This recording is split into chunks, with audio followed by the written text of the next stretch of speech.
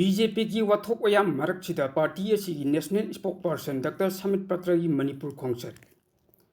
BJP Manipur Pradesh की Wathok Luchinabagi Pandamda Party Asigi National Spokesperson Oibitanatana North East की Coordinator Amadi Manipur की in charge Oiba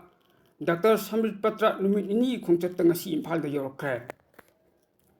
BJP Khaki Oiba Imung Manung की Wathok Oijrabasu social media da lenga Asigi Matakta Magi pen da Wafum Kaya Pongdoraktuna Mimang Thoklaba Wathok Asitangai Patana Yasinana Puknabagi Wakalonda BJP National Spokesperson Dr.Sambit Patra si Impal da Lakpani Hairi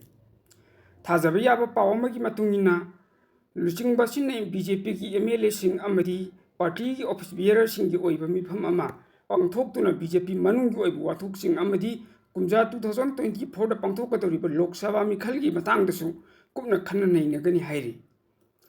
Party Manungi Wathok Asina Lok Sabha Mikhal Nakchilak Pasita Party image the Asok Par Oigidoribani. How given no Karani Asida BJP MLA Karana Masamasaki post resign town Amadi Tongan Wathok Singasi Center Lusing Basinasu Kangli Bangaktani. Double engine Oidiba BJP Lengaki Manung the Thor Wathok Singasina Party is Lusing Basing the Pen the Bakara destroying Legamganicali.